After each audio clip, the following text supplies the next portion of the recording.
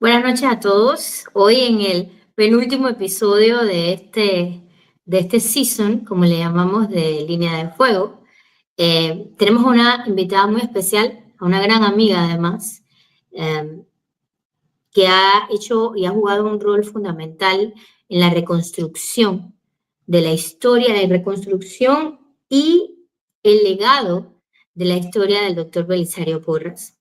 Va a ser muy difícil para mí presentarles a una persona que lleva tantos talentos y que también además es multifacética, que ha hecho tantas cosas en el país y por rescatar esa memoria histórica que es nuestra identidad al final.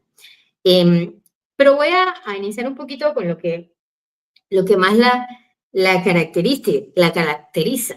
Ella es Elena Raquel Porras, es la bisnieta del doctor Belisario Porras, que fue presidente y constructor de esta patria. Muy pocos hombres en este país pueden llamarse estadistas como lo es Belisario Porras. Además de ello, no está aquí en este programa solamente porque es la nieta o la bisnieta, porque, como sabemos, o sea, el doctor Belisario Porras tiene bastantes descendientes en estos momentos, sino que ha sido una de las personas, como ya les he comentado, que se ha encargado de la reconstrucción, digamos, de la búsqueda, del armar ese rompecabezas y de divulgar y seguir divulgando la imagen, la historia y el trabajo del estadista doctor Belisario Porras. Yo creo que este podcast va a estar muy interesante. Yo cada vez que le escuchaba hablarme de él, siempre me quedaba así como, o sea, la capacidad de narrar la historia también es fascinante de parte de ella. Hay algunas cosas que sí quiero destacar de su extenso currículum, porque es muy extenso, es una mujer muy capaz de nuestro país, ella fue la creadora, productora y directora del documental histórico denominado 15 de agosto de 1914, el Canal de Panamá. También elaboró la recreación histórica denominada Natalicio del doctor Belisario Porras.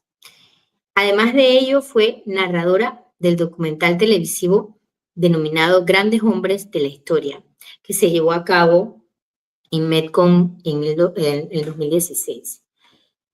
Elena, además, es abogada. Y tal vez no le gusta que lo comentemos mucho, pero hasta ha sido fiscal. Imagínense. O sea, lo multifacético de esta mujer no les puedo ni explicar. Pero además de ello, yo siento que es importante para mí este episodio porque yo soy una gran fan de Belisario Porras. Como santeña, tableña, yo estudié en la escuela Presidente Porras, donde desde niños ya nos iban enseñando un poquito de Belisario Porras, de sus obras, y al encontrarme con ella sentí como una pieza del rompecabezas que se estaba embonando. No, sin más, yo les presento, la traemos a la sala virtual el día de hoy para hacerle todas las preguntas y escuchar y deleitarnos de ella misma, la bisnieta del doctor Belisario Porras, de su vida, pero de todas las hazañas que este hombre llevó a cabo para construir nuestra patria. Elena, el micrófono es tuyo. Muchas gracias, buenas noches. La verdad, has dicho tantas cosas que yo misma he quedado sorprendida del cariño y el aprecio que me tienes, Yanaina, es recíproco. También, Enrique, muchas gracias. Veo juventud frente a mí, pero con esa juventud es que me gusta hablar este tema. Aunque les tengo que confesar que mis amigos más íntimos son personas de arriba de 80 años, que dedican todo el tiempo de contarme cosas y yo los tengo casi locos diciéndole, pero si usted conoció a Belisario Porras, descríbamelo físicamente, hasta eso, yo los abrumo. Yo tengo un grupito como de 20 señores de entre 93, 92, 87, que me narran lo que se acuerdan, porque no todo el mundo tiene esa posibilidad a esa edad. Pero bueno, en el tema de Belisario Porras, yo creo que esta generación está perdiendo un poco el significado de lo que es el constructor de la nación panameña. esta generación necesita inyectarse urgentemente de este tema. Y créame que es tan difícil porque no hay antecedentes para ellos que le indiquen que tengan que aprenderse la historia ni de Justo Rosemena, ni de Manuel Amador Guerrero. Todas esas enseñanzas que ellos tienen provienen de un libro, de un párrafo de su escuela, de este tamañito, porque cada vez es más chiquitito. Y el resto de la historia entonces la tengo que contar yo o la tenemos que contar a la gente que le gusta. Belisario Porras no es un parque, tampoco es una avenida. Belisario Porras fue un niño como el hijo que tenemos en casa, que probablemente no tuvo las cosas que tuvimos nosotros. Belisario Porras fue un niño natural que nació en las tablas, pero no en las tablas de hoy, en las tablas donde había piedras, casas de quincha y niños sin zapatos. Y Belisario Porras también utilizaba, él tuvo muchas carencias, igual que muchos niños de nuestras épocas, entre ellos la falta de su padre al lado de él. Entonces, ¿cómo pasó que es el constructor de la nación panameña si no tenía papá al lado de él? ¿Cómo pasó eso? Tenía una abuela preciosa, como todos, como muchos de nosotros. Bueno, ahí Yaneina lo dijo, porque Yaneina maneja el por qué un niñito se va formando, pero créame que es que los niñitos los grandes hombres no se forman porque tienen un asesor al lado, un asistente que les enseña oratoria, mira, tienes que hablar así porque así conmueves a la gente. Los grandes líderes del mundo se forman desde chiquito y en casa. ¿Cuántas veces se los vamos a decir a las mamás y a los papás? Usted no puede tener hijos o no puede mantenerlos, o quiere que se los cuide la escuela o se los quiere mandar a la universidad, no los tenga, porque los hijos se forman en la casa, los valores se forman allí, no en la escuela refuerza. Usted se puede encontrar personas que se forman con dinero, con muchos recursos, van avanzando, llegan a las escuelas privadas, después van a las universidades, estudian los grandes doctorados.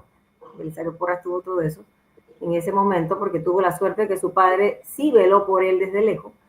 Pero estas personas al final quedan presas en las cárceles. ¿Cómo pasó eso? Porque no tenían valores. Porque el valor nunca estuvo en ellos a pesar de que se formaron académicamente. Entonces son dos cosas diferentes. La parte académica y la parte de los valores humanos. Entonces, ¿por qué tenemos a un líder como Belisario Porras? Porque ese hombre, además de que fue caudillo, líder, gobernante, estadista, y presidente de la República 3 veces, casi 4, lo que él hacía, Yaneina y Ricky, era que mantenía los valores en todas sus actuaciones hasta el día que murió. Vamos a comenzar entonces, porque eso fue una introducción. Con esto quizás lleguemos a 3 semanas de hablar de él y no terminemos, pero vamos a ver cómo lo achicamos.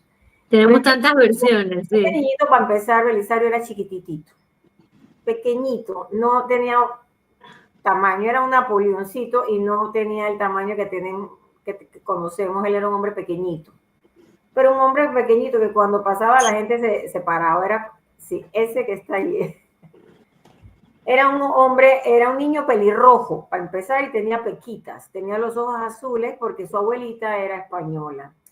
De allí, pues, usted sabe que en las tablas hay muchas ascendientes españoles. Bueno, Belisario Porras más o menos venía de este tipo de familia española y muy cerrada, es decir, que protegía mucho al niño a pesar de que no tenía un papá cerca, que viajó a Colombia y tenía su familia allá, no era aquí, él fue gobernador. En esa época, Belisario Porras, cuando nace, el papá de Belisario Porras, que era gobernador en esa época, resulta que tenía 26 años de edad solamente el gobernador. Si usted mira, por ejemplo, el acta de independencia de Panamá de España, usted se da cuenta, usted chequea los nombres del acta de independencia de Panamá de España y usted le calcula la edad a las personas que están ahí, usted se da cuenta que todos tenían 25 años, Mariano Rosemena tenía 26, no sé quién tenía 20, el otro tenía 23. nuestros héroes, nuestros prohombres eran hombres jóvenes, siempre en la historia fueron hombres jóvenes, nada más que tenían barbas, así como Ricky, y se veían mayores. Lo que quiero decir con esto es que tenía un padre muy joven que viajó y se fue, pero siempre mantuvo al niño custodiado. Belisario Porras, el niñito, era a veces desobediente, se fugaba de la casa igual que todos los niños. Yo le estoy tratando de explicar quién era ese hombre que fue presidente. Era un niño que se portaba mal, que se escapaba a los ríos, que a veces hacía caso y a veces no, que cuidaba mucho las cosas que le regalaban, que le mandaban desde Colombia, ponía sus zapatitos aquí en el hombro, porque él decía que si los usaba se iban a dañar, o sea que nunca quizás los usó, porque los mantuvo y el pie se le creció. Belisario Porras le gustaba pelear, se enfrascaba con los chiquillos del pueblo, así como hacen nuestros hijos, se agarraba a puño defendiendo a sus amiguitos. Todos esos amiguitos fueron a futuro, fueron sus secretarios de Estado y sus mejores amigos hasta el día que murió. Esos niños que él defendió de chico. O sea que había cierta especie de lealtad en su comportamiento. Y luego avanzando, le gustaban los animales. Tenía un caballo que le mandaron, se llamaba Comepan. Y le gustaban los perritos. Tenía una perrita que se llamaba Alelí. O sea que, para que usted vea que también era como los niños de ahora, le gustaban los animales, disfrutaba mucho de los niños, de sus compañeros, y su educación en las tablas fue muy básica. Lógicamente ahí no podía crecer. Entonces, ¿cómo fue que creció? ¿Cómo fue que creció si no estudiaba en las tablas? No tenía unos maestros básicos que le enseñaban a leer y escribir, y además Belisario Porras aprendió a leer y escribir como a los 8 años, no como los niños de ahora. O sea, entonces era medio retrasado. No, falta y carencias que tienen los niños la infraestructura. humildes, cuando son pobres, cuando no tienen familias tan adineradas. Vamos a hablar entonces de la honestidad de este niño, que después fue un adolescente, después fue un caudillo, y después vamos avanzando hasta llegar a los puntos que ustedes quieran. Belisario Porras cuidaba la tienda de los tíos, lo ponían a cuidar tienda. Mire, déjeme decirle que le enseñaron tanta honestidad que cuando a la persona se le quedaba el vuelto, él correteaba a la persona que dejó el vuelto, el peso arriba de la recepción del negocio o de la tienda, lo correteaba hasta de entregarle el vuelto, porque él consideraba que la persona necesitaba su plata. Ya empieza a ver usted entonces que estamos hablando de crianza y de comportamientos que vienen de hogar. Este chico, para poderse educar, lamentablemente tuvo que salir de Panamá. En esa época usted no pensaba educar a nadie en Panamá, porque Panamá tenía menos de vaya, yo creo que, no estoy exagerando, un 90% de analfabetismo. De hecho, cuando Belisario Porras llegó al poder, había un 90% de analfabetismo en Panamá. Cuando él se educó, Elena, solo para hacer el paréntesis, cuando se fue a estudiar afuera, todavía éramos parte de Colombia, ¿no? Éramos parte de Gran Colombia. Él era granadino. Granadino quiere decir que nació en la época en que Colombia se llamaba la República de Nueva Granada. Nueva Granada, exacto. Mire, es como que a usted le digan ahora, ese golpe de 1903 para él fue fulminante, porque usted tiene sangre colombiana, nació con papá colombiano, mamá panameña, ismeña, pero la mamá se murió cuando él tenía 4 años, o sea que él no tuvo ese calor de papá y mamá. Volvemos a preguntar, ¿cómo fue que este hombre posteriormente se trataba de un hombre honesto, con moral, con valores? No tenía mamá, no tenía papá, era un niño humilde. Entonces empecemos a pegar lo que significa cómo educar a un niño para que lo hagamos un buen ciudadano. Si no lo hacemos un presidente, por lo menos un buen ciudadano. Ahí es que comienza. Por eso es que se los estoy reiterando y reiterando. Yo trabajo así con mis hijos.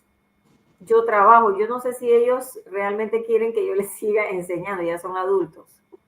Pero yo soy tan insistente en la educación que no me interesa que mis hijos sean mis amigos, mis amigas. Yo necesito que ellos se eduquen y mantengan valores.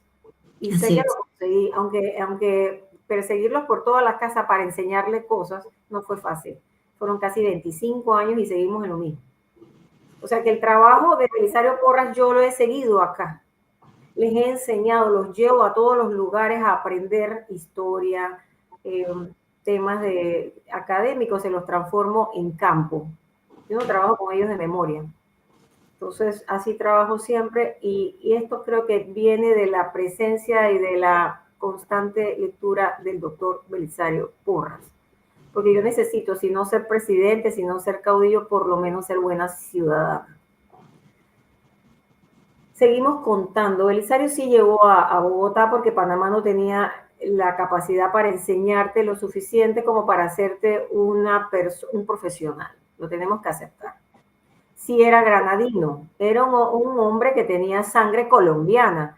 Pero señores, si nosotros estamos en Panamá ahora y de repente hacemos un golpe, quedamos unidos a Chile, ¿cómo podría yo sentirme chilena mañana porque nos independizamos y nos unimos a Chile y ya yo me siento chilena? Eso es imposible porque yo toda mi vida he sido panameña. Entonces, Belisario Porras toda su vida fue colombiano, con sangre ismeña.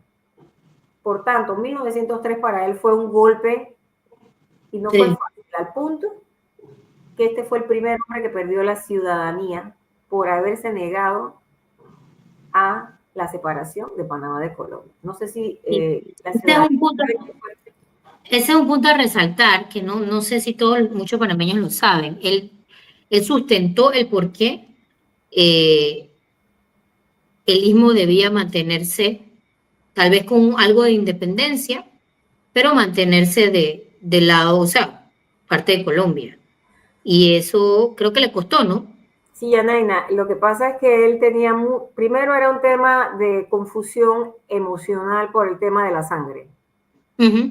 Madre ismeña, padre colombiano. Él sabía que él tenía el 50% colombiano, como lo tenía todos los que vivían aquí, inclusive los próceres.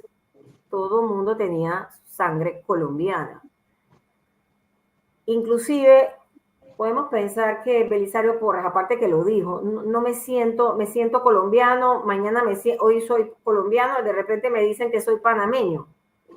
100% y que ya no soy colombiano. Yo de esto no creo y no lo puedo sentir así. Él lo escribió. Pero lo peor del asunto fue cuando se decidió hablar sobre lo que sentía con respecto a esa separación. Él consideró que Panamá estaba en peligro desde el momento que lo hizo, Esto es por el importante. de que estábamos uniéndonos, no estamos independizándonos ni separándonos, estamos uniendo a Estados Unidos, que era un monstruo para efectos de un país tan pequeñito y estábamos en peligro de ser absorbidos en todos Elena, los sentidos. una pregunta que me parece muy fascinante, esto que estás contando, y estoy casi seguro que mucha gente en Panamá y afuera probablemente nunca habían escuchado de esto. Yo veo que la historia de Panamá, digamos, la independencia de 1821 nace en el corazón del país, pues, nace digamos, en Veraguas, Los Santos, en esa región. De ahí es Belisario Porras, ¿verdad? De la Villa de los Santos nace en Y luego, 1800. exacto, en esa región nace la independencia de España. La independencia de 1903 nace por unas élites en la ciudad capital, en la zona transitista, porque se le llama. ¿Qué tanto de esta posición que él tenía con respecto a nuestra separación de Colombia se puede explicar a través de ese clash entre esos dos Panamás, que como que se ha salido del radar de nuestro discurso nacional, pero sigue vivo en el día a día de Panamá, sigue vivo en el día a día de Panamá? ¿Qué tanto en tus estudios sobre él, tú crees que él entendía o sentía en su propia carne que el Panamá del que él venía iba a salir perdiendo con esta movida de la separación de Colombia en 1903? Y como creo que así fue yo personalmente. Mira, tratar de ordenar un poco la idea, porque como me tocaste el tema de la independencia de Panamá de España, y luego tocamos el tema de la independencia llamada separación de Panamá de Colombia. Vamos a arreglar algo allí, a aclarar un poquito. Independencia es porque tú estabas colonizado por España. Nosotros éramos una colonia. Separación es porque para 1821, si tú miras el acta de independencia y lo buscas ahora que terminamos esto, te vas a dar cuenta que dice que nos unimos voluntariamente al Estado de la República de Colombia, que todo el mundo repite como si fuera la Gran Colombia. La Gran Colombia era un globo, una posición geográfica de Panamá, y la Gran Colombia era un sueño de Bolívar. No Exacto. era un país, era una región, era un sueño. De ahí en adelante nosotros formamos parte de Colombia Unidos Voluntariamente, por la cual cuando nos independizamos se corrige y se dice nos separamos, porque cuando tú te casas tú te separas. Cuando a ti te esclavizan estás como si fueses colonizado, tienes que liberarte. Son dos cosas diferentes. ¿Qué pasa con Belisario Porras? Belisario nació cuando éramos colombianos, cuando estábamos unidos a Colombia, al Estado Republicano de Colombia, que tuvo como 4 nombres diferentes durante el proceso. Nace durante la Nueva Granada, 1856. Te comento que unos meses antes de 1856, antes del nacimiento de Belisario, se dio el incidente de la tajada de sandía. En Colombia tienen una confusión. Dicen que es el incidente de la tajada del melón, pero lo que es una mala traducción del watermelon, que significa sandía en español. Ya yo he corregido eso a historiadores colombianos que me llaman a preguntarme que si era el incidente de la tajada del melón. Pero con respecto a tu pregunta, recuerda que si estos hombres eran nacidos en Panamá, pero vaya, todo era colombiano. Las leyes, las costumbres, la comida, el idioma, porque Belisario tenía un acentico colombiano, bogotano, y a ti te separan. Primero le afectaba la parte emocional, pero lo más importante, porque él era ya un político en ese momento, lo que más le afectaba era el hecho de que Panamá se iba a unir comercialmente, disimuladamente, estratégicamente a los Estados Unidos de América. Él lo dijo en un documento que mandó a Panamá. Es peligroso, es más, él hizo un libro. Sí. Un libro enorme sobre el Canal de Panamá o la venta del Istmo. No es el nombre exacto, pero el Canal de Panamá o la venta del Istmo, es decir, se la estás vendiendo a los Estados Unidos. Mire, después de 100 y pico de años, nos estamos dando cuenta que Belisario Porras tenía la razón. Siempre dijo que esto nos iba a absorber. Siempre dijo que Estados Unidos se iba, entre comillas, a adueñar de este territorio, y todavía estamos luchando con Trump, pensando que aquello que pasó en 1903 todavía es óbice para que se diga que son dueños de parte de nuestro territorio, que es la franja canalera. Todavía tenemos el lastre en nuestros hombros. Exacto. Y ya adelantando, sí. Toda la historia de Belisario Porras tiene que ver con los Estados Unidos, porque sí, a partir de su gobierno eran las luchas. Yanaina, fuiste al desarme de la Policía Nacional. Exacto. Iba justo a hablar de eso.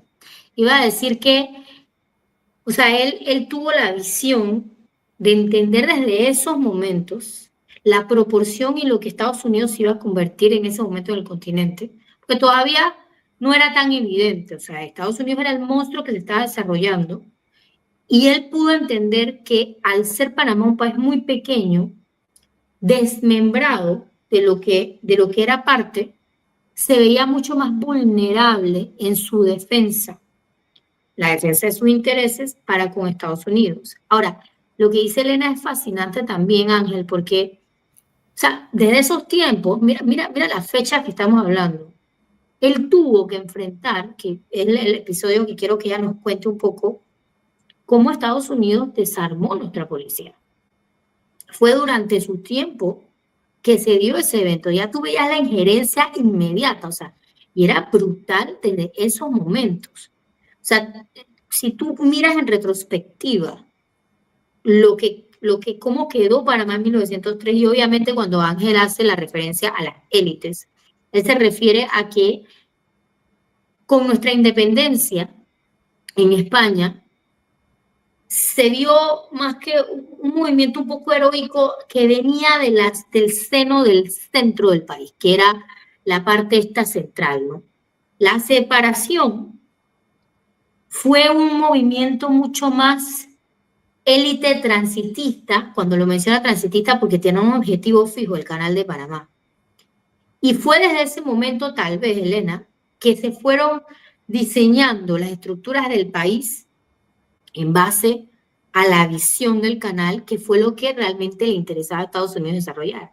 Y eso tuvo como consecuencia la injerencia que a Belisario Porras le costó o le tocó vivir, que es la parte esta que si nos puede ilustrar un poco del desarme de la Policía Nacional de Panamá.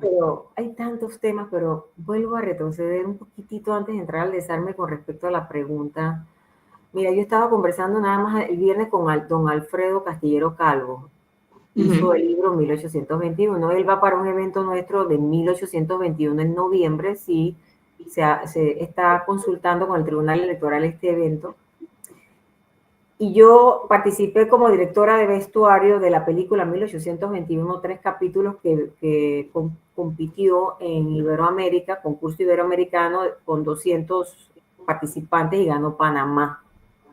Ganó Panamá 1821, Independencia de Panamá. Esto no sale, bueno, porque fue CERTV quien lo filmó, entonces, vaya, los otros canales no le dieron mucha importancia, pero Panamá ganó como la mejor trabajo histórico audiovisual del año pasado. Lo que quiero decir es que conversando con él, porque yo esa historia de 1821 la viví, la filmamos y a mí me tocó aprendérmela completa, pero el tema de 1821 era netamente comercial. Nosotros siempre hemos sido ruta, camino, desde que las cargas de Perú pasaban por aquí, hacia las ciudades modernas de Europa, modernas en esa época. Nosotros siempre hemos sido camino. Carlos V, en 1534, puede ser que me esté equivocando, 1534 o 36, sugirió que se abriese una ruta por América para poder unir los continentes. No fue posible. Sigamos avanzando. ¿Por qué me sé esto? Porque yo tengo que, el 15 de septiembre, ojalá que puedan, los vamos a invitar, tenemos la reapertura del cementerio francés. Sí. Donde se está rehabilitando todo, y yo soy la oradora de fondo del cementerio y me sé toda la historia, es decir, la tengo en la mente. Pero ese día la vamos a presentar. Panamá siempre ha sido ruta hasta llegar a 1821, donde comercialmente lo que pasaba era que los comerciantes estaban siendo perjudicados por ciertos cambios que había en España, porque hubo un golpe en España, ¿verdad? Y cambió el gobierno y acá Panamá estaba pasando comercialmente situaciones que no les convenían. Fue asuntos de conveniencia comercial. Comenta el doctor Alfredo Castillero Calvo que la independencia de Panamá de España no fue un orgullo para América, porque nosotros nos separamos así, en el escondidillo. ¿Me explico? Se fueron. Juan de la Cruz murió y Achet ya cogió para el Perú. Vamos a separarnos, a independizarnos.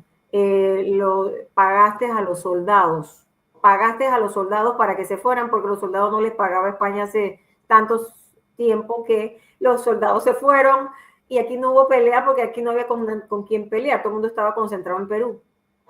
Sigamos avanzando. Separación de Panamá de Colombia, la misma historia, aquí había intereses. Esto no era muy patriótico, qué pena decirlo, pero no era tan patriótico nada. Era un asunto de intereses. Los conservadores tenían ciertas conversaciones previas con los Estados Unidos. Por esa razón, Victoriano Lorenzo lo ejecuta. Claro, sí. Estaba haciendo ground, y tengo que hablar en nuestro idioma, estaba haciendo ground, estaba perturbando la idea. Probablemente en ese buque Wisconsin a lo mejor ahí se fraguó ciertas cosas, quítame ese cholo de enfrente porque no podemos avanzar con un hombre que está teniendo guerra de guerrillas por todos lados, y el Belisario Porras, manténlo por allá, porque tampoco es muy asiduo al gobierno norteamericano, manténlo por allá. Finalmente, Belisario Porras sí le quitan la ciudadanía. Fue el primer panameño que le quitaron la ciudadanía, o sea, lo despojaron de sus derechos ciudadanos tan pronto nos separamos de Panamá de Colombia. Pero como era un hombre tan famoso en su tierra, se le restauraron sus derechos ciudadanos nuevamente y posteriormente fue presidente de la República 3 veces. Pero déjeme decirle que las luchas más importantes que él tuvo no fue con el partido contrario, ni con la oposición, ni con la prensa, ni con los Estados Unidos, fue con su propio partido liberal. Liberal. Usted ve qué pasa aquí, los partidos se pierden y desaparecen por las pugnas, por los intereses personalizados.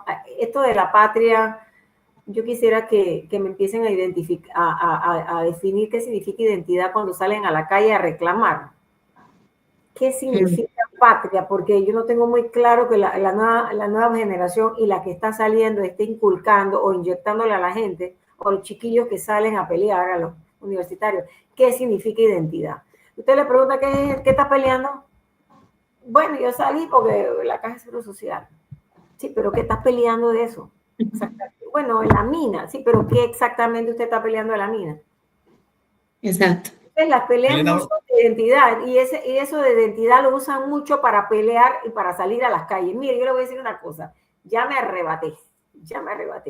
No. El hecho de que tú dejas la educación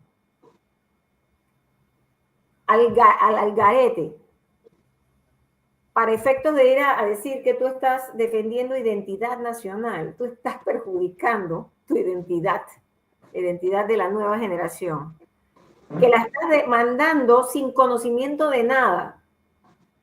Tú no les puedes estar defendiendo los derechos a niños que tú los dejas sin educación. Si esos son las ramas de un país, la salud y la educación, eso era lo que Belisario Porras se la pasaba protegiendo, la salud y la educación. Jamás le dio por soltar eso mientras él luchaba, peleaba con Estados Unidos, porque algo que tenía este doctor llamado Belisario Porras Barahona es que tenía enemigos por todos lados, o que se pensaba que él fue uno de los presidentes más fáciles, donde todo se le hizo. Este fue el hombre más atacado de la historia. Él hacía el Hospital Santo Tomás, le caía a la oposición, los enemigos, los Estados Unidos, la prensa le caía encima, y de 8 edificios tenía que dejar 3. Él iba a construir la avenida Balboa, para que sepa, él iba a construir la avenida Balboa.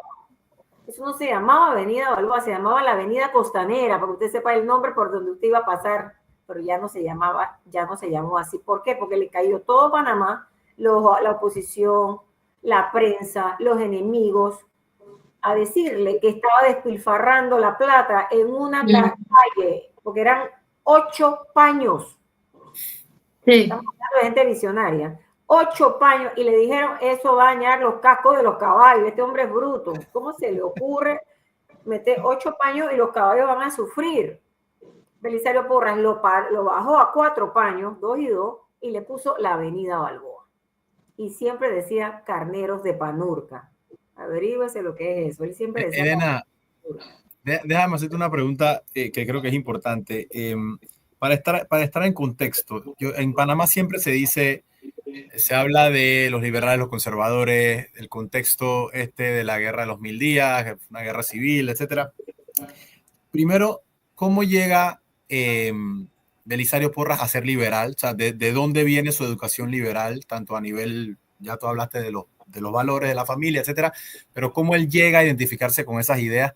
Y segundo, ¿qué era exactamente la diferencia? No a nivel de intereses petty, no de que rivalidades, de que ¿sabes? De la corrupción, de lo que estamos acostumbrados, sino a nivel ideológico, de verdad conceptual, ¿cuál era la diferencia entre un liberal y un conservador? Mira, tenemos que tratar de resumirlo de una manera interesante para que la gente lo entienda, porque estos son ramas ramas que vienen de mucho más atrás. Los liberales y los conservadores no eran partidos exclusivamente de Panamá. Toda Centroamérica tenía liberales y conservadores. De hecho, cuando él participó en la Guerra de los 1000 días, quienes vinieron con él, entraron por Punta Urica para la Guerra de los 1000 días, él era el jefe civil y militar de la guerra, eran nicaragüenses. Las tropas venían de Nicaragua y él pidió ayuda en Ecuador. ¿De dónde viene? Belisario Porras tenía un papá conservador. La palabra te lo está diciendo para resumirla. Conservadores. Los liberales tenían tendencias, por ejemplo, el liberal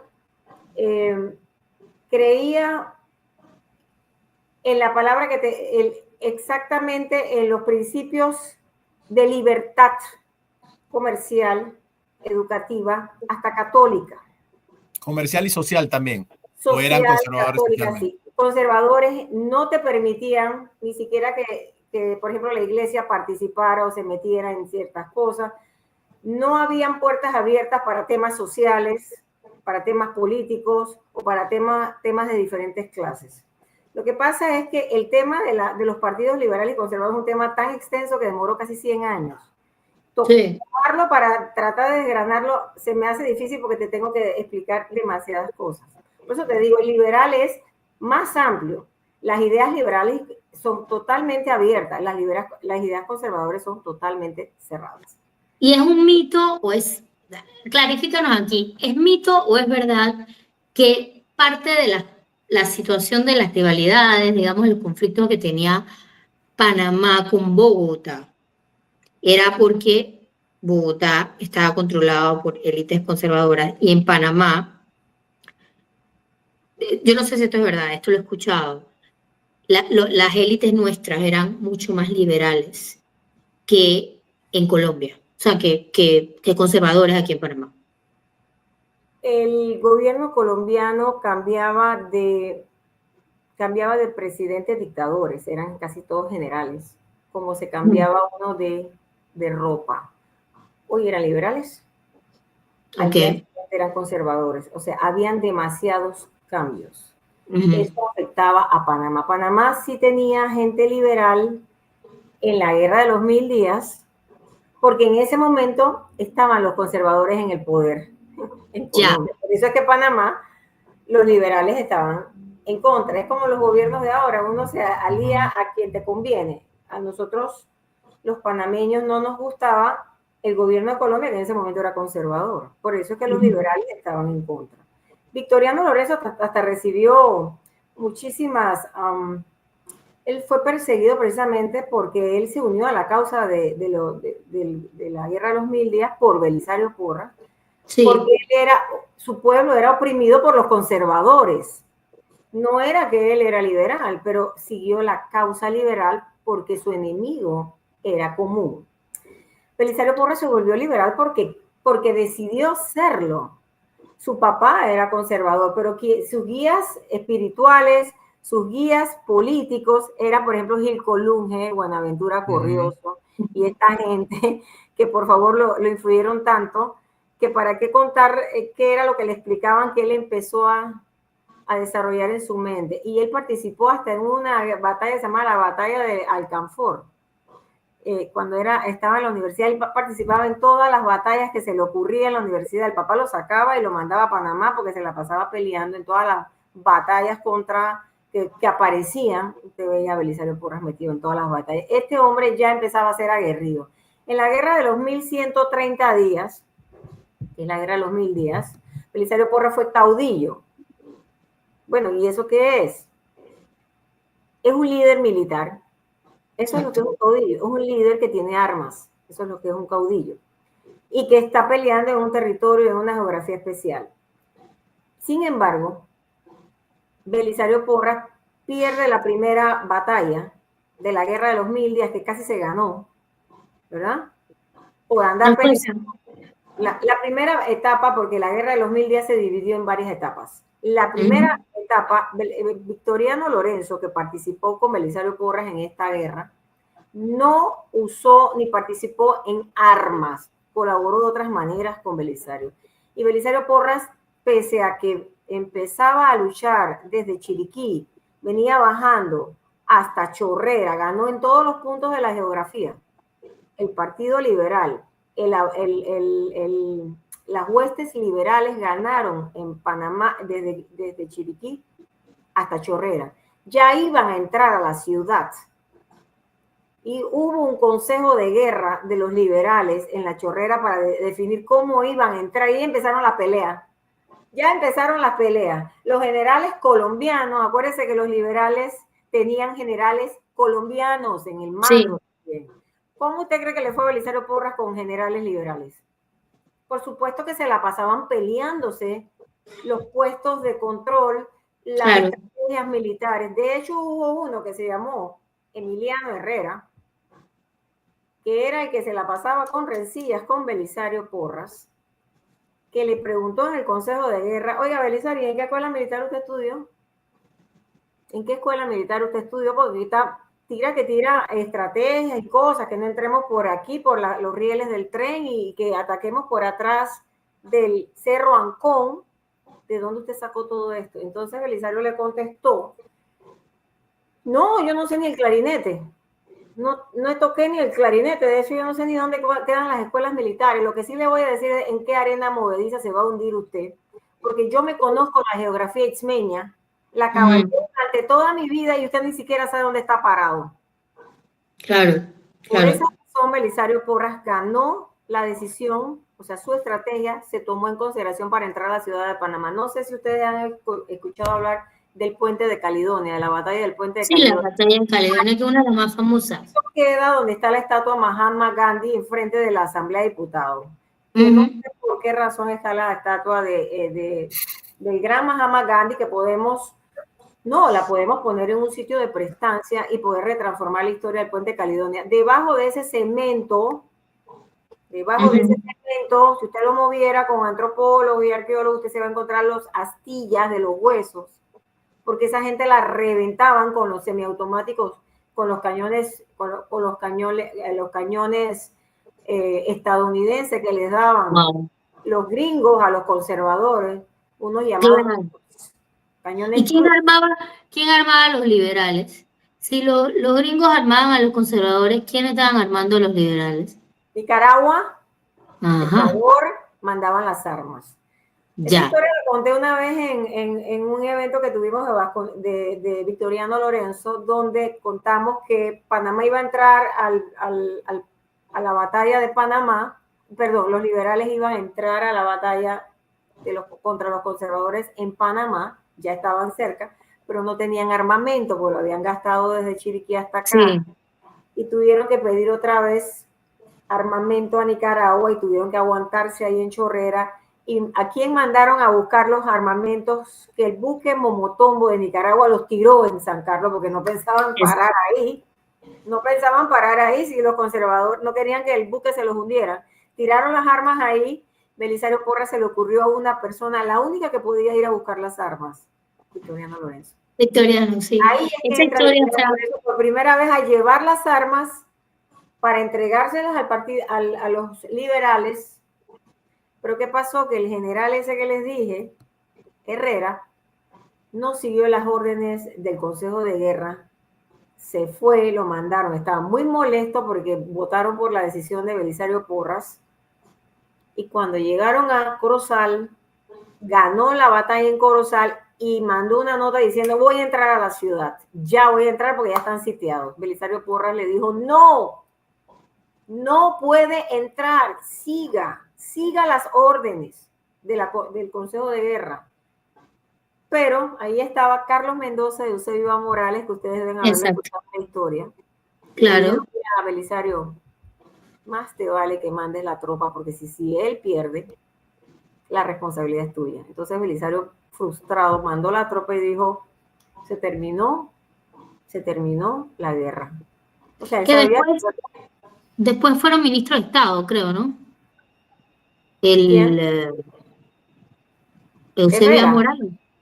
Morales fue el primer ministro de gobierno, creo. El secretario de gobierno. Exactamente. Bueno, así les decían antes, no eran ministros. Exacto, secretario. El primer secretario de Estado, Eusebio Morales. Sí. Se pierde la guerra en el puente de Caledonia. Ya Belisario Porras estaba viendo, usted sabe que cuando usted está disparando, no sé si lo vieron en la invasión a Panamá, si se encontraban aquí, eran muy jóvenes. No, yo me acuerdo de todo, de todo. Se ve las luces. Belisario Porras sabía las luces para dónde estaban disparando, porque esas luces cruzadas. Veía que de este lado iban las luces, pero de este no venía ninguna. Y él sabía que de este lado eran los conservadores y de este lado no venía ninguna luz. Y dice, acabamos de perder la guerra. Ya. Se pusieron a los liberales. Es decir, él sabía que en el puente de Caledonia, por donde se metió el grupo de los liberales, que eran 600 hombres, los fulminaron. Esa fue la Sí. batalla. Esa batalla fue fulminante y fue sangrienta, de hecho, fue sangrienta.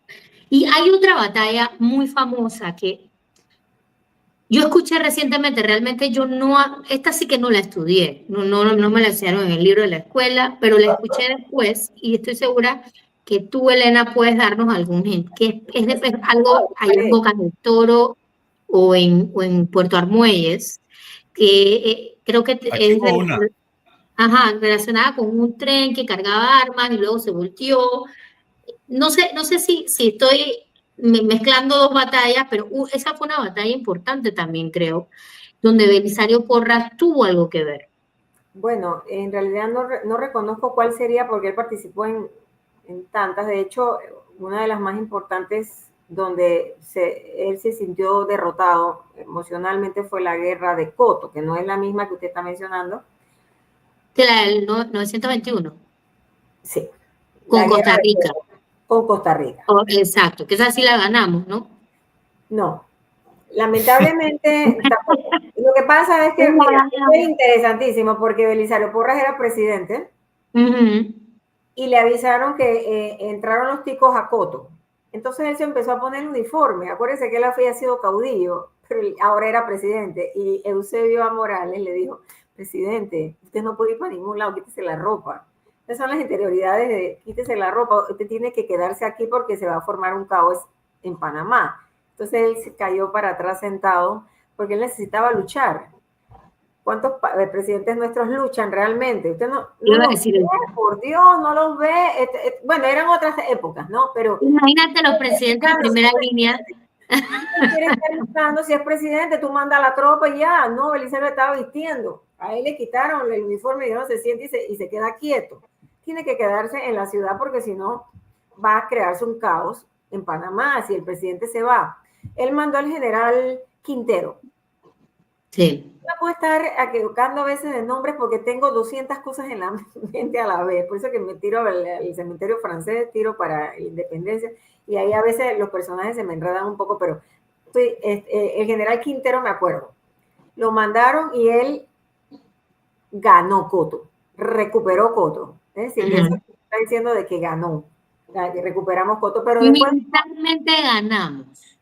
Ganamos militarmente en el campo de batalla. Sí. Pero recibió Belisario Porras una nota de los Estados Unidos, que yo la tengo por ahí, donde le dijo, o salen o lo sacamos. Acuérdese, Yaneina, que no le contesté el tema del desarme de la policía, porque es que todos esos capítulos era Estados Unidos amenazando, amenazando, amenazando, amenazando, hasta 2025 amenazando. Nada más que más hicieron el desarme. Sí, el desarme fue en el 1916, Guerra de Coto 1921. Pero esas armas, realmente Belisario Porras, no, o sea, no le dio la gana, pues. Él escondió un par. Y esas fueron usadas en la guerra de Coto.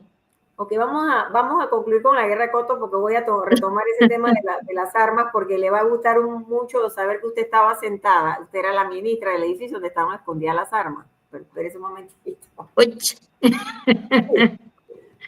¿Qué pasó? Cuando llega la nota, o se salen o lo sacamos. O sea, usted no va, después de haber sido caudillo de una guerra, haber visto 600 amigos, comerciantes, campesinos, amigos de Belisario Porras, morir por haberse unido a la causa de Belisario Porras. Los ismeños murieron en el puente de Caledonia. Él vio amigos, mire, esa fue una de las peores momentos de Belisario. Belisario se fue exilado y entró en depresión. No comía, se enfermó, porque él es un ser humano. Él vio cadáveres, los cuerpos de sus amigos.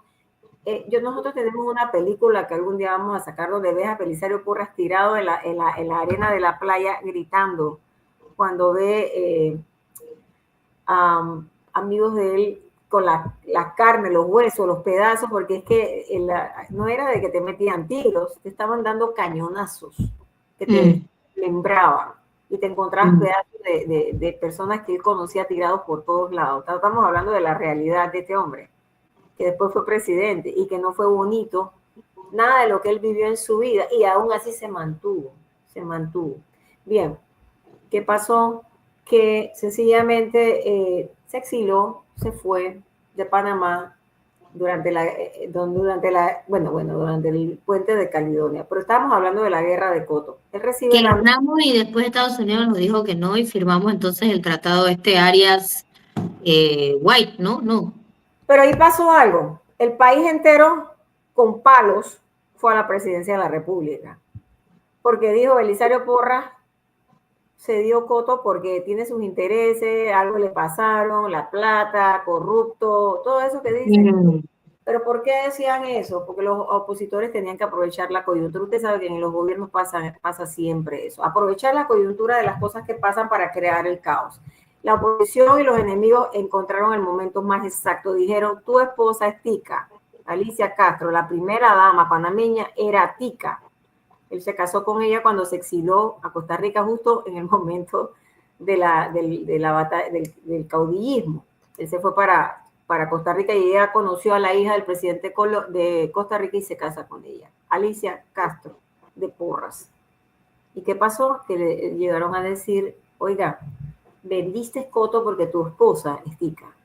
Entonces todo eso le hacía a la gente como una relación, es cierto, la esposa es tica, lo convenció y él cedió y regalaron Coto. Esa historia se mantuvo un tiempo, pero Belisario Porras aclaró en la nota al país, la gente se quedó callada cuando él habló.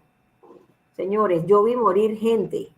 ¿Cómo pasó que aquí pensaron que yo iba a tirar a estudiantes del Colegio de La Salle que se alistaron en el batallón Juana de Arco?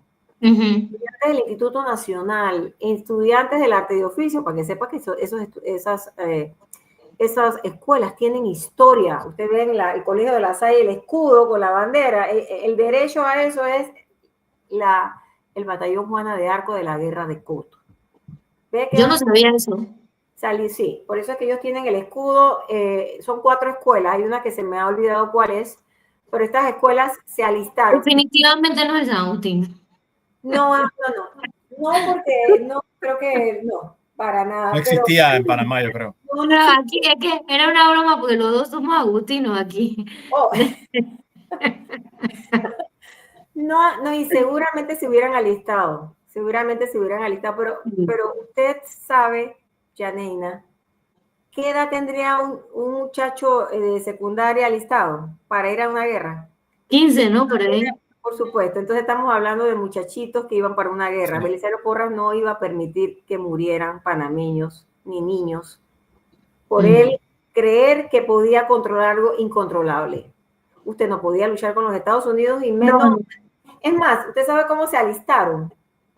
Sacando las armas, buscando armerías en todas partes, que había muy pocas, y sobre todo las armas que él había escondido debajo de la casa presidencial en 1916 con el desarme de la Policía Nacional. Él escondió 60 rifles Remington y 100.000 tiros, que son las balitas. Las escondió porque los Estados Unidos ordenó a Panamá desarmarse. ¿Dónde sabemos esta información? Porque el licenciado José Abel Almengor hizo un libro que se llama El desarme de la Policía Nacional de 1916. La información que él manejó en este libro la consiguió en los archivos de Washington. En Estados Unidos. En Estados Unidos, desclasificados, después de 100 años te los permiten. pides autorización y te los conceden. Después de 100 años todo se desclasifica y se saben los secretos de todos los países. Inclusive nos permitieron ir al cementerio de Corozal, que ahí no puedes entrar menos que pidas una nota del Pentágono. Nosotros fuimos para tomarle la foto a los muertos de ese momento. Belisario Porras lo que hizo fue que se quejó a nivel mundial, pero dijo, vamos a acceder bajo protesta mundial. Y escondió los rifles. Sí, fue una carta preciosa, o sea, Sí. Realmente el valor de ese libro también, Ángel, por si puedes conseguirlo, yo lo tengo, te lo puedo prestar, pero o consíguelo con el magistrado. Yo realmente quedé impresionada de cómo la historia se repite y se repite y se repite y se repite desde esos tiempos, y el sentir que él tenía al escribir esa carta es como si tú la estuvieras escribiendo hoy. O sea, no es normal, y la astucia que él tuvo, Sí. Elena, para poder, o sea, la visión de él dijo, yo no voy a desarmar a la... No. Y bueno, ahí se las vio, ¿no? Que fue lo que mostraron en el documental. Correcto. Perdona que te interrumpa, pero es un tema que quiero hacer ese asterisco porque muchas personas en Panamá no lo saben. No lo No saben. saben. La nueva generación dice, ay, Trump va a atacar. No, si no, era un chiste. Estados Unidos estaba repitiendo lo mismo que pasó con Woodrow Wilson en 1916, que lo que pasó después con todos los presidentes que seguían, las amenazaderas con la guerra de Coto. Pero ¿cómo vamos a resistirnos si nosotros no podemos contra los Estados Unidos? Nos aplastan el mismo día. No se demoran ni 5 días cuando nos aplastan. El mismo día aplastan a Panamá y matarían a muchos hijos panameños. Por otro lado, sí me interesa decirte, Yaneina, que la casa presidencial en 1916 no quedaba en la casa presidencial donde está el Palacio de las Garzas, quedaba en el Ministerio de Gobierno, donde mi querida amiga fue ministra. Bueno, ahí en ese patio fue que enterraron las armas y ella no sabía, cuidado que quedaron algunas. Cuidado. Pero no, lo importante de esto es que supimos eso porque cuando vimos la foto de Carlos Endara, el fotógrafo de la época, que le tomó foto a Victoriano Lorenzo, a Belisario Porras, que le tomó fotos al primer presidente panameño, al segundo presidente y a todos, él tomó una foto del momento en que Estados Unidos vino acá a Panamá a exigirnos que desarmaran a la Policía Nacional. Y esa foto quedó registrada entre Ernesto Telefebre y William Jennings Price, el ministro que mandaron. Esa foto quedó hacia la historia en una fotografía antigua que nos regaló Ricardo López Arias, el hermano de la magistrada presidente de la Corte. Él tiene los negativos de Carlos Endara y nos las proporcionó. Cuando yo miré esa foto, Yaneina, mírela bien, usted se da cuenta que los dibujos de la pared son los dibujos del Ministerio de Gobierno. Correcto, del Salón de la Nacionalidad. Y allí supe que allí fue que se hizo ese acuerdo, ¿verdad? Exacto, así es.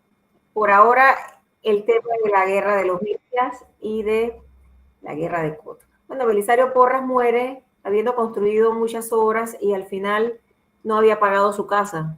Se le olvidó, no se dedicó a pagar sus bienes personales. Tenía $253 en su cuenta bancaria, ¿verdad? La hipoteca de la casa iba a ser secuestrada por el Banco Nacional. Actividad bancaria que paralizó Enrique Jiménez, que fue presidente de la República en esa época y que fue asistente de él en el primer gobierno. Dijo, no, es la casa del presidente Porras. La casa del presidente Porras es la Procuraduría General de la Nación hoy día.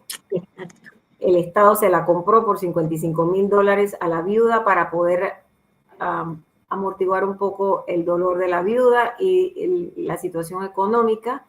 Y esa casa actualmente es la Procuraduría General de la Nación. Con eso le digo que Belisario Porras termina su vida así. Y él siempre dijo, yo quiero pasar a la historia. Y como yo quiero pasar a la historia, yo tengo que mantener los valores de honestidad y moralidad frente al país y a los ciudadanos. Eso fue lo que hizo. Por eso es que para él no fue nada difícil hacerse recordar. ¿Qué pasa con los presidentes actuales? ¿Qué pasa con los presidentes actuales? Que se le olvida esa parte y por eso no pasan a la historia. Se les olvida la parte de la honestidad con el pueblo, ¿verdad? De la parte de la moralidad con el pueblo. Nos hemos vuelto muy políticos y Belisario Porras no perdió nunca el concepto de lealtad, de honestidad y de moralidad, aparte de que era un político que construyó la nación panameña. Elena, pues se desconectó. Se le fue desde que, no sé. Yo quiero hacerlo ahora cuando vuelve, ya que hemos ya llegado a la parte de su muerte. Que haga un recuento así rápido de las obras que él hizo que muchos de nosotros no sabemos. Por ejemplo, todos los códigos de la República, los códigos de leyes, pues, se hicieron durante su tiempo. O sea, él reorganizó, él construyó el Estado panameño. Bueno, el Hospital Santo Tomás, obviamente la Avenida Balboa, voy a escribirle, la Avenida Balboa, en las tablas, por ejemplo,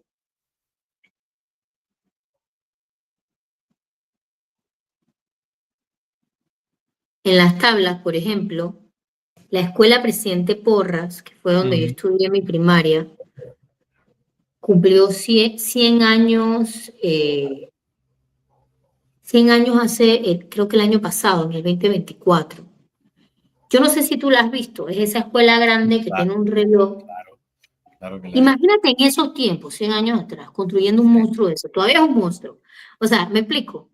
Siempre se está conectando. Siempre todo lo que hacía, lo hacía con una visión como si estuviera viviendo en el futuro.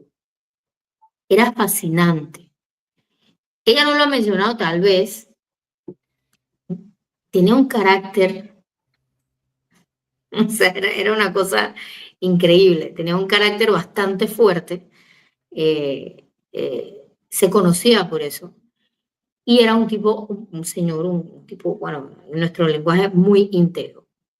Así que yo creo que conocer un poco de él y de cómo se comportaron los panameños en ese tiempo, porque tenemos la tendencia a recordar solamente desde la gesta por la recuperación del canal desde el 9 de enero en adelante. Pero realmente esa lucha y ese struggle por soberanía, olvídate del canal, viene desde el momento que nacimos. Y es un tema que pocos conocen. A mí me gustaría que dedicáramos un buen tiempo en este país a hablar de Victoriano Lorenzo. O sea, y lo que él fue, representó, el panameño que él fue, los principios que él tenía, cómo era Victoriano, o sea, cómo él luchó, era un guerrillero, cómo le temían en el país entero. Es que salía y se escapaba como una liebre, o sea, era muy astuto. Y cómo murió al final traicionado y por sus principios. No sé si tú recuerdas, Ricky, que cuando yo era ministra de gobierno, yo estuve custodiando la espada de Victoriano Lorenzo como por 2 años, creo, ¿no? Porque le correspondía a la gobernación y en la gobernación estaba en renovación. O sea, eso Sí, claro que me era para acuerdo. mí, yo la veía todos los días, era para mí un honor, pero en este país no se habla de Victoriano Lorenzo, el cholo. O sea, que es el panameño también, ¿no? Pero bueno, Sí. todos esos detalles que ella nos ha ilustrado, por ejemplo, el tema a mí me parece fascinante, yo lo descubrí cuando fui a la inauguración de ese libro, lee las cartas que se desclasifican, que cuando se empiezan a desclasificar documentos del 89, de los 80, Ricky, aquí también van a haber muchas sorpresas y muchos sorprendidos. Sí, No sé si vamos a estar vivos, porque tienen que pasar 100 años, pero eso va a ser fascinante también. yo creo que no tienen que pasar 100 años, pero yo creo que aquí tampoco se ha hecho el esfuerzo necesario para Exacto. Yo sí siento, y nosotros lo conversamos en algún momento tú y yo, tal vez al final, cuando ya no, se te fue la luz a ti también, en boca de esto. Imagínate. No, es una luz que tengo aquí. Espérate un momento. Bueno, más que todo era el tema este de que tal vez nuestro gobierno o el gobierno que exista puede hacer una solicitud. Esto no es un tema que nos va a crear ningún conflicto de relaciones internacionales. Así que, Ay, Dios. ¿qué pasó? ¿Se te fue también esa luz? No, es que esta está mejor. Bueno, esas son las bellezas de los Stream Live, que pasan de todo tipo de cosas. Sí, digo, yo no sé si ella se está conectando. Sí, se está conectando, me dijo.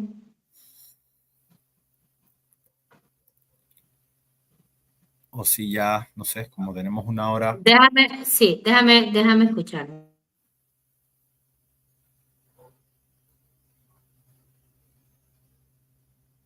Tienes que dejarla entrar.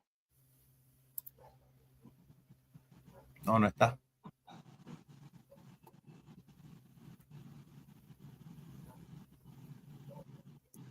Dice que ya está de vuelta, sí.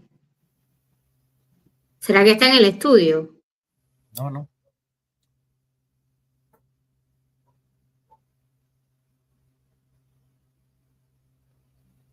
Bueno, vamos a darle un ratito para ver si puede entrar y entonces finalizar pues con una recapitulación de las obras de Belisario Porras y de ahí entonces pasar a la conclusión que tú tienes, pues que es el último programa que vamos a estar teniendo el otro miércoles o el de más arriba.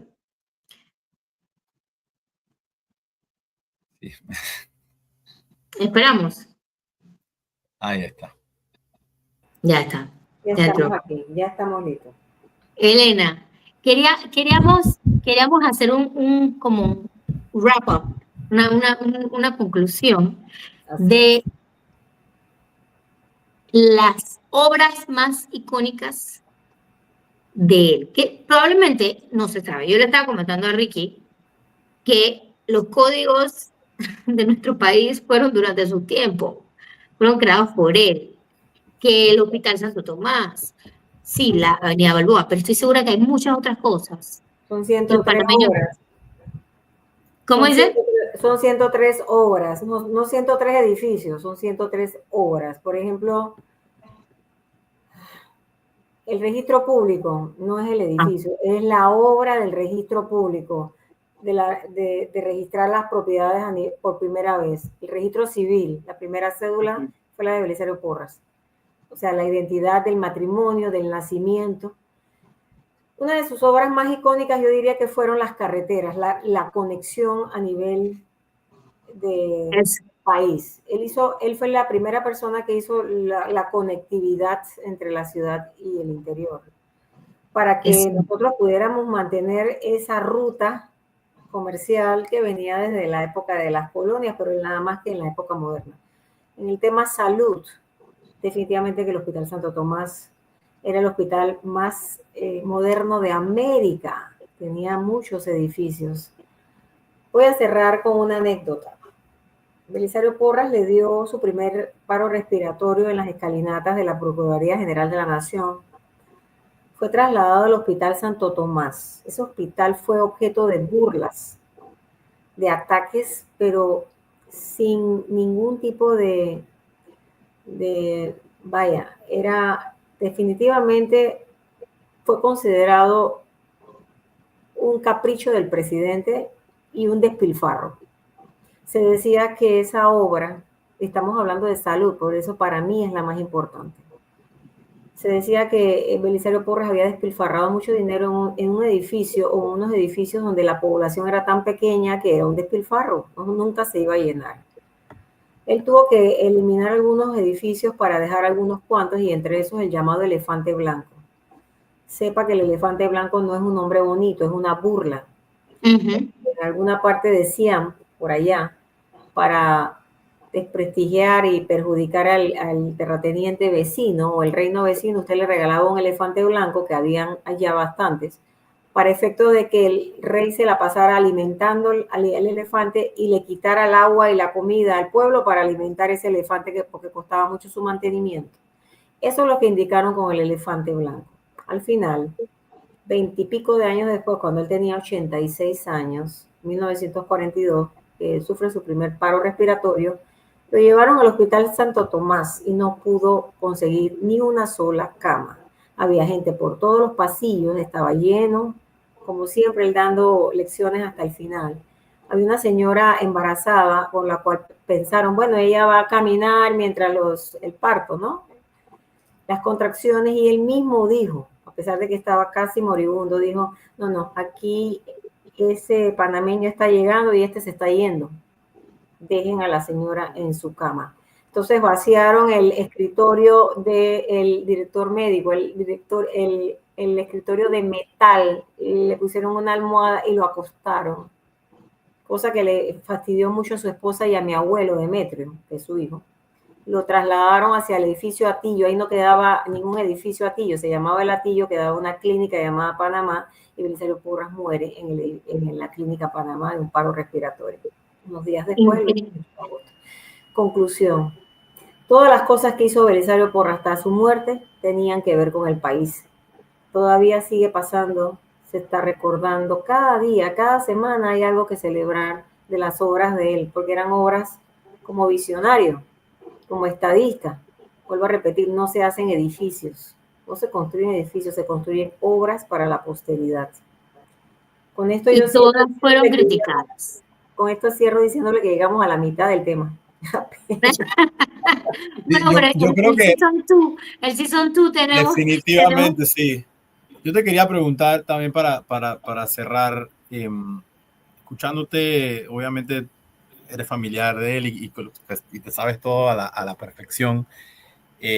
Incluso para personas que han estudiado historia, profundizar la vida de él es sorprendente, ¿no? Y digo, yo sé que una golondrina no hace verano, y que una sola persona no puede marcar el rumbo de un país entero, pero ¿cómo pasamos de eso a esto? O sea, ¿en qué momento, o sea, cómo es posible que Panamá en sus inicios haya tenido al menos un presidente de esa talla, esa calidad humana, política, intelectual, de todas las, ese tipo de, digamos, de visión de país, que yo creo que es más avanzada hasta la que tenemos hoy en día? O sea, ¿y cómo pasamos de eso a esto? O sea, yo sé que había mucha gente mala, yo qué sé, ignorante y enemiga de él y todo lo demás, pero yo quiero saber tu opinión personal, después de haber leído tanto y conocerte tanto sobre Panamá. Quiero que te sinceres lo más posible y nos digas qué pasó aquí, o sea, cómo fue que quedamos en este desastre que tenemos hoy en día. Yo creo que esa pregunta no es tan difícil. Todo el tiempo ha habido corrupción. En todas las épocas ha habido. Yo he leído cosas que prefiero a veces ni siquiera mencionarlas porque tocan apellidos nuestros, por acá. La corrupción ha habido en todas las épocas, pero acuérdense que así como nace un Bukele, que llega, un Bukele, así mismo llegó un Belisario Porras. Si los ciudadanos no entienden o no saben lo que buscan, porque las nuevas generaciones no estamos educando a nadie para que entiendan esto. Yo soy responsable de 3 en mi casa. Yanaina va a ser responsable pronto de lo que ella va a hacer. Ella va a tirar a esos muchachitos a la calle a ser ciudadanos. Yo estoy clarita lo que yo estoy haciendo, pero usted dijo que una golondrina no hace verano, pero yo estoy haciendo el verano en mi casa, ¿verdad? Ella tiene que hacer su trabajo y usted tiene que hacer el suyo. Ya vamos 5, 3 míos, 2 de ellas, 3 suyos. Pero con eso no va a ser posible si los otros ciudadanos no se enteran que los únicos responsables de que nosotros no tenemos nuevos líderes, nuevos estadistas, somos nosotros. Llegar a la urna es una responsabilidad, pero si la urna significa qué es lo que yo voy a conseguir. Mire, no tengo por qué decirlo, porque usted me pidió que fuera honesta. Yo he llegado a 4 urnas y he votado en blanco, porque yo no voy a ser responsable de lo que yo no estoy de acuerdo, pero no por asuntos políticos, sino porque yo necesito ver que esa persona va a administrar mi salud de una manera que la salud de mis hijos, la educación de mis hijos de la manera más cercana, por no decirle la mejor.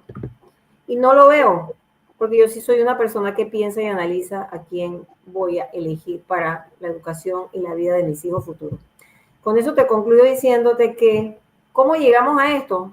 Si supieras todos los escándalos que habían en esa época, te vas a dar cuenta que estamos exactamente igual, nada más que ahora tenemos celular, nada más que ahora tenemos tecnología. Los escándalos fueron siempre.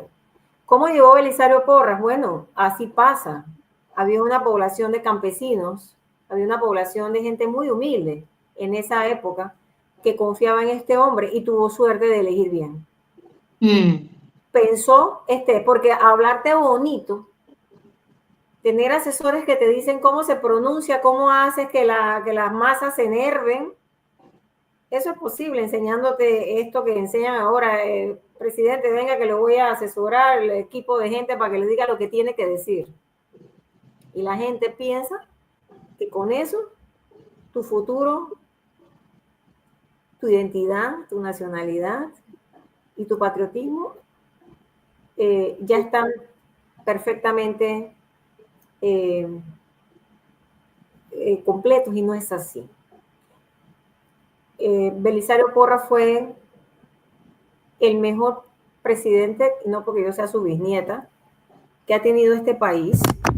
Hay gente que menciona a otras personas, pero vaya, tendríamos que analizar todos los conceptos, y yo pienso que Belisario Porras era el más completo de todos, porque ese hombre, aparte de eso, formó la educación, la salud, la paz y la identidad. Yo pienso igual. Ahora sí te voy a cerrar, porque es que yo no sé ni cuándo cerrar, pero te voy a cerrar. Ese niño, debe ser que yo tengo alguna locurita, pero yo estoy feliz con esa locurita. Ese niño recibió un libro de su papá cuando él era pequeño. Y lo veían mucho hablando solo. Sus familiares lo veían, lo sorprendían hablando solo. Cuando le preguntó a alguien a los 4 años de edad, porque hablaba cuando 4 o 3 años de edad, le dijeron, ¿tú por qué hablas solo? ¿Con quién tú estás hablando? Y él dijo, bueno, la señora que me viene a ver todos los días. ¿Qué señora? Ella viene todos los días, pero ¿qué señora? Y él abrió el libro y dijo, ella. Y abajo decía, Madre Patria. Entonces nadie entiende qué ocurrió en ese momento, y ese tema siempre para mí yo lo traigo a la realidad, y Belisario Porras, ya la historia de Belisario Porras estaba escrita. Ese hombre se paraba enfrente de las tropas y atrás de él moría gente y él seguía vivo. A Belisario Porras le dispararon a 1 metro, 8 disparos, y todo el mundo salía corriendo porque decían que habían ángeles rodeándolo porque no les pegaba una sola bala. Y yo siempre he sentido que cada vez que yo tengo problemas con hacer cosas de Porras, todo se complica. Todo se complica, y yo sé que la vida de él fue así, porque cuando termino yo de hacer lo que estoy haciendo, es un éxito total. Entonces yo siento que Belisario Porras está cubriendo todos mis pasos siempre, porque todo lo que hago para él es un problema, un lío, tengo que enfrentarme con ministros, créame, tengo que enfrentarme con presidentes, ministros. Ay, no, pero conmigo nunca se enfrentó, no digas eso. No, ese fue, no, para nada, pero esa ha sido la historia. No me refiero, no, pero sí es difícil, ha sido muy difícil. Pero se logra porque algo pasa en el camino que se logra. Así es. Decido entonces y les digo que estadistas podemos tener, nada más que decidamos bien. Así es. Y yo también pienso, Elena, que ha sido el mejor presidente de este país. No hay duda, porque hay gente, hay caudillos, hay líderes. No sé si han nacido, vamos a tener otros, pero no sé si han nacido todavía. Y si han nacido, necesitamos que sepan que los estamos esperando. Les Como estamos el Mesías, que venga. Exacto. Pero bueno, gracias mil, Elena. De verdad ha sido bastante nutrido. Yo espero que muchos más panameños aprendan de esto, porque a mí me enorgullece grandemente que un hombre como Belisario Porras fue quien nos construyó el país, quien, Allá ¿cómo lo se le dice? tengo, El ¿lo ves? constructor de la Allá patria. lo Sí, tengo. sí ¿Lo lo ves? veo. Yo tengo aquí todos mis libros que estuve repasándolos antes de poder tener esta entrevista hoy ¿Ves contigo. ese cuadro que está aquí? Sí, Sí, sí. Lo pintó el mismo pintor, me lo regaló, es de un tronco. Nunca lo pulió ni nada, lo pintó y me lo trajo, es idéntico. El mismo pintor que pintó al Papa, y el Papa recogió el cuadro de él con un sombrero y se lo llevó, lo sí, mandó a sacar de sí. la... fue el mismo, se llamó Carlos Hutchinson y murió, bueno, murió hace poco y me dolió mucho, pero este cuadro lo hizo Carlos Hutchinson, de Y Belisario está Porras. precioso, está preciosísimo. Gracias mil, Elena. Muchísimas Entonces, gracias a ustedes. Seguimos con nos vemos. Un abrazo. la segunda parte son los bochinches de Porras. Está bien, en el Season 2, que termina, que empieza después que ya yo doy a luz, entonces No, empezamos a no. hablar. Ok. Muchas Empezamos a gracias. hablar. Muchísimas Ok, gracias. Hasta hasta Un luego. luego. abrazo. Chao. Cuídate. Bye bye.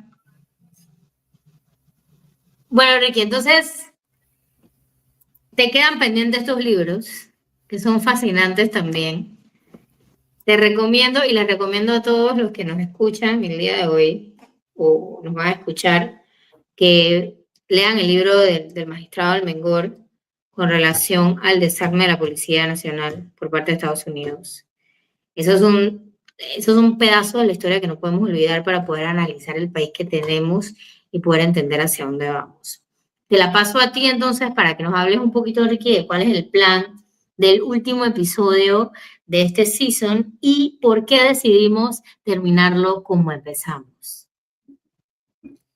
Bueno, nada, vamos a tener un último episodio de esta temporada sin invitado para reflexionar un poco de lo que ha sido la temporada, pero también de lo que está pasando en el mundo.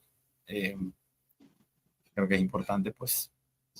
Entonces, eso todavía no hemos decidido si va a ser la semana que viene o dentro de 2 semanas, pero vamos a estar Pero lo vamos a estar anunciándolo. anunciando, exacto. Vamos a estar anunciándolo y vamos a estar solicitando que nos manden sus preguntas, si tienen algún tema en especial que quieran tratar, y ese es el plan. Yo creo que es bueno terminar como empezamos, porque parte de esto no es solo traer personas que tengan un expertise, que nos ayuden a nosotros a nutrirnos para así también traducir la información a cada uno de los que están interesados en escucharnos, sino que también nosotros cada uno desde nuestros distintos antecedentes, backgrounds, tenemos una visión también de la geopolítica. De hecho, hemos dedicado casi toda nuestra vida a esto. Y de aspectos diferentes, o sea, del derecho internacional público, de las relaciones internacionales, Ángel de la geopolítica, el periodismo de guerra y toda la profundidad de los temas que nos ha tocado estudiar, pero coincidencias de la vida. Nunca hemos vivido un momento de nuestra generación, de nuestros tiempos, que sea tan relevante para lo que hemos estudiado y a lo que le hemos dedicado tanto tiempo. Y yo creo que por eso vale la pena cerrar este season, esta temporada, como dice Ángel, con un episodio donde nosotros podamos también hacer nuestro análisis de las circunstancias que se están dando. Vamos a estar en las redes sociales haciendo preguntas, más que todo solicitando preguntas de parte de ustedes. Hay temas muy interesantes que no se han hablado para nada aquí en Panamá. Por ejemplo, el tratado, el peace deal, el deal de paz que como mediador Donald Trump logró entre Azerbaiyán y Armenia, algo que si me lo hubieras preguntado, o sea, no, no lo hubiese visto venir. Hay muchas cosas que están pasando que yo no hubiese visto venir. Eh, cómo se va a desenlazar la guerra en Ucrania. Yo creo que ese es un tema interesante que tú mismo, Ángel, lo comentaste. cómo se va a desenlazar la guerra en el tema de Israel con Gaza, ahora la nueva situación que vuelve de nuevo con el tema de Irán. O sea, yo creo que hay bastantes temas muy interesantes y yo también creo que debemos tocar algo de Latinoamérica. Panamá también, eh, cómo debe ser nuestro rol tal vez en el Consejo de Seguridad bajo la presidencia este mes que estamos teniendo ante conflictos tan importantes.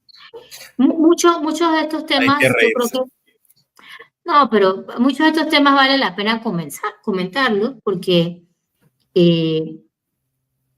yo creo que yo puedo decirlo, junto con un grupo grandísimo de un equipo grande de cuerpo diplomático, embajadores, mis viceministros, los dos. Hicimos un esfuerzo grandísimo, grandísimo para que Panamá lograra esa silla y lo hicimos con un propósito. Cuando vendimos al país, hicimos un plan y mostramos cómo quería que el país se viera en esa silla y eso fue lo que hizo que la comunidad internacional nos diera un mandato grandísimo. O sea, estoy hablando de un mandato gigante. Panamá por primera vez, no, o sea, nunca antes habíamos ganado con tantos votos al Consejo de Seguridad. Y yo voy a hacer esa salvedad no como un tema de un logro, sino como un tema de que la expectativa era alta y la barra era alta. Entonces, ese punto vale la pena analizarlo tal vez. Yo les agradezco a todos estar aquí. Bueno, ya rompimos la noticia. Yo tengo 7 meses de embarazo, no se ve desde aquí, pero si la cámara se baja, sí se ve. Vamos a darnos un tiempo para ese proceso y para reconfigurarnos para que la temporada número 2 sea igual y mejor, aún de lo que hemos estado haciendo. Sus feedbacks son súper valiosos para que eso siga adelante y yo estoy segura que hay línea de fuego para rato. Así que con eso me despido y no sé, Ricky, ¿tú qué? También.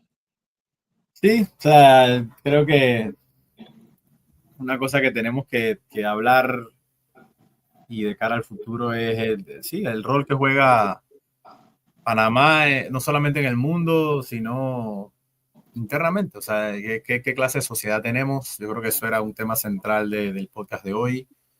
Reflexionar un poquito viendo hacia un hombre que vivió hace 100 y algo de años. ¿Y qué tipo de sociedad tenemos hoy? O sea, tú mencionaste el Cáucaso, yo estuve allá casualmente. De hecho, trabajando contigo, una vez yendo al interior, me llamaron de Radio Panamá para entrevistarme porque había violencia allá, pues, y sabían que yo había Sí. estado allá. Pero sí, o sea, ¿cómo hemos llegado a un punto en el que ya nada de eso interesa? O sea, en Panamá no levanta la aguja del interés para nada, ¿no?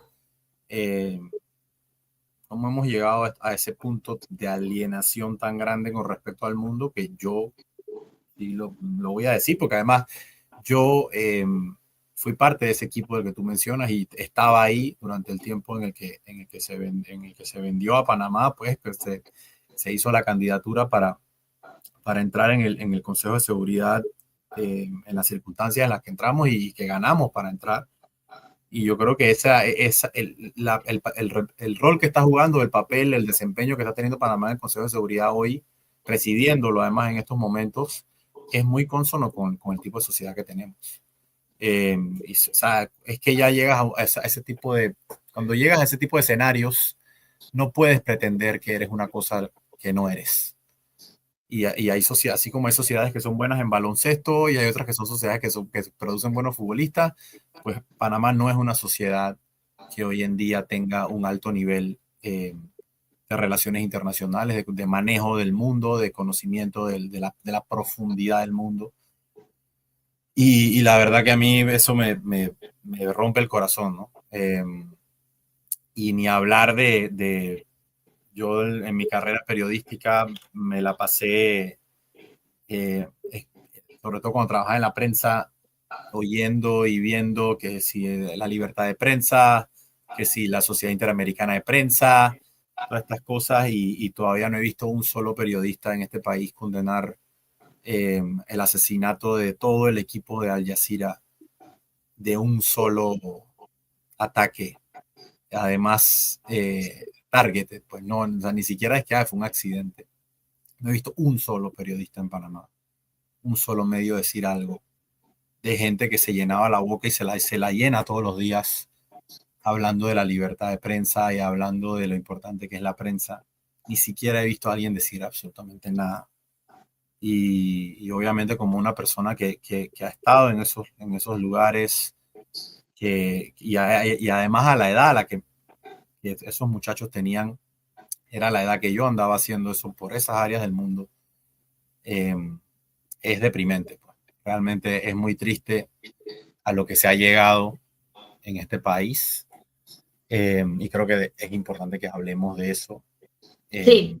y que lo tengamos en mente para la próxima temporada, porque son cosas que nos tocan ya directamente. O sea, literalmente estamos presidiendo el Consejo de Seguridad. O sea, más importante que eso no puede ser. Y creo que hay que tener la valentía de hablar de lo que estamos viendo. De lo que estamos viendo y es como Panamá, en una posición tan crucial ahora mismo en el destino del planeta, está manejándose. Yo creo que la presidencia es un mes nada más. No estoy segura realmente. Creo que es el mes de espérate, ¿estamos aquí? Es el mes de agosto. Sí, es rotativo. Eso no puede ir para el próximo season. Eso es lo que va a ir para el próximo programa. No, pero vamos a seguir sentados ahí. Sí, vamos a seguir sentados. Pero también yo creo que tenemos que ser un poco pragmáticos y realistas. De cuáles, o sea, tú ya has hecho, tú diste el clavo cuando dijiste que es producto de lo que somos ahorita. O sea, si las relaciones internacionales están deterioradas hace muchos años, todos los elementos y aristas de este país lo están. Lo único que parecía estar funcionando un poquitito era el canal de Panamá. Entonces, yo creo que vale la pena hacer una autocrítica. No nos gusta la autocrítica a nosotros, ¿eh? A los panameños nos cuesta mucho la autocrítica. Cuando se hace autocrítica, todo el mundo te quiere tildar de falta de patriotismo. Eso es un problema grave. Y segundo, yo creo que sí, a mí también me gustaría que el Season 2, la temporada 2, sea mucho más aterrizada a esto también, a lo que tú mencionas. A mí me ha encantado lo que has dicho. Aquí se habla mucho de democracia, se habla mucho de libertad de prensa. Aquí existe mucho doble discurso, pero muy poco se ha dicho. Entonces, yo sí creo que hay que ser valiente y hay que decirlo. Así que bueno, yo creo que el último programa va a estar bueno, bastante cándido, y sí nos gustaría también recibir su feedback de qué cosas les interesa hablar. Pero vamos a elevarlo. Entonces así finalizo y bueno, agradeciéndote, Ricky. Que la pasé bien, sigue Ricky en Boca y yo sigo en Panamá. Así que... Buenas noches a todos y nos vemos, no sé si en 1 o 2 semanas, probablemente en una, porque la cosa que queremos agarrar, bueno, el viernes hay esa reunión que tú dijiste, tan importante entre Putin y Trump, todo el mundo está viendo a ver qué va a pasar, así que creo que es un momento interesante. También el tema de Sudán me parece interesantísimo.